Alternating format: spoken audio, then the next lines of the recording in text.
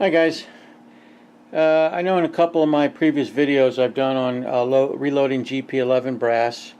I've gone over quite a number of things, and this is in addition to those videos to a little more additional information.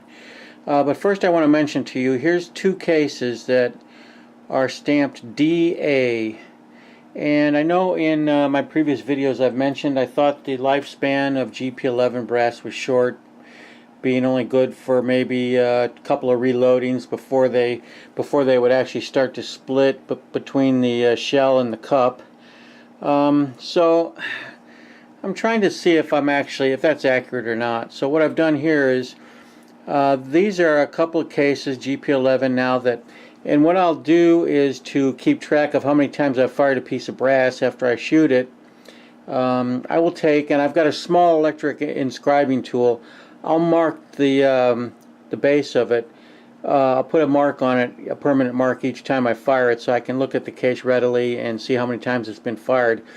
In this case, these two cases I have fired, these cases have been fired 4 times, including the original loading. So they've been resized 3 times, fired 4 times.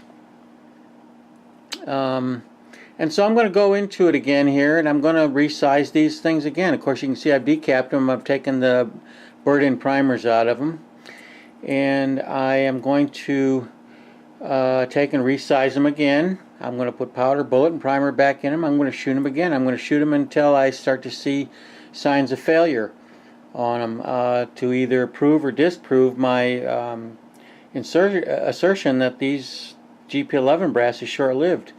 Perhaps I'm wrong. I don't know. We're going to find out here. I do know that the cases in the past that I've experienced failures on, they were not DA head stamp marks, so maybe it's got to do with the actual manufacturing plant the GP11 ammunition comes out of. But in any case, these are DA head stamp. These have been fired 4 times now. And a couple other things here. Here's some other GP11.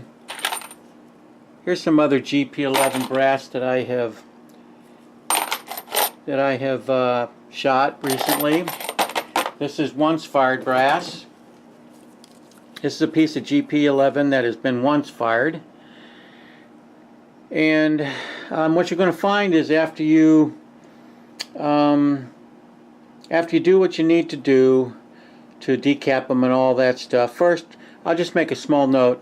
I'll take and I'll run the base of all these cases over a flat stone and a piece of fairly fine sandpaper just to true up the base so that all your measurements and when I cut them to length that all ends up true.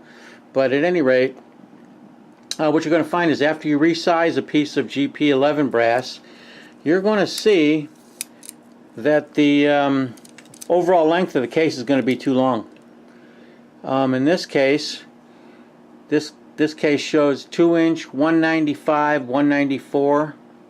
The spec on it is the Sierra Reloading Manual recommends you trim them to 2-inch, 170.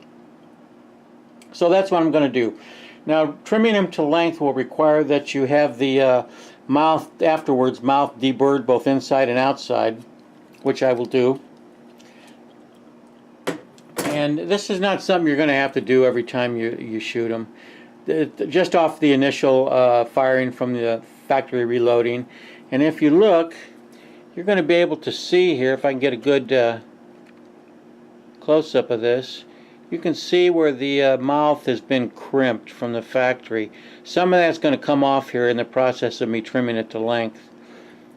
But you're going to want to make sure that you have the cases resized before you trim them to length, because if you trim them to length and then resize them, you're going to find out that your trimmed length is going to change. It'll get longer.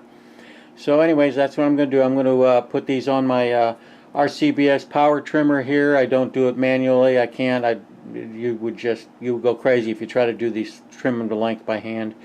But at any rate, that's how I do it. So I'm going to trim these to length, and I'll show you how I do that. As you can see, it takes a this is the shell holder for RCBS power trimmer or hand trimmer if you want to do it by hand, I suppose. It's stamped 03. That's the size. That's the size you'll need for GP 75 by 55 brass GP11. And mounts into the head of the trimmer You seat it down in there. By spring tension it holds it against there. And this trimmer, and as you see, it'll start removing, cutting the mouth back. It'll cut it back to a length that is within spec.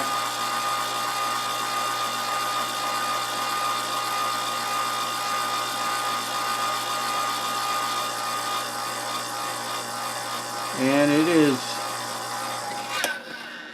cut down to length. Take it and measure it. And there we go. That looks good to me. That's 2-inch 174. But as you can see here, it has generated a bit of a burr. You can see it's generated a bit of a burr on the inside and the outside of that mouth. That'll need to be removed. So let's go over and do that. Okay, this is how I do this. This is my RCBS workstation, power workstation. This tool here is used to deburr the outside of the mouth. This tool is used to deburr the inside of the mouth. So let's do that.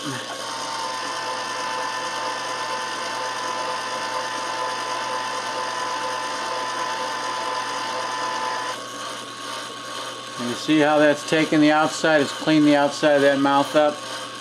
Now we'll do the inside.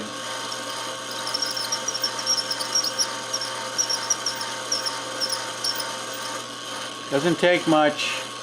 And now we've got a case that is pretty good shape. Then I'll take it and run the brush through it again just to kind of remove anything else that's in there that might stand in the way. And there you go. You got a case now that is ready to be, let's measure it. Now you got a case that's ready to have a primer put back in it. And there you go. 2-inch 175. Minimum trim length is 2-inch 170.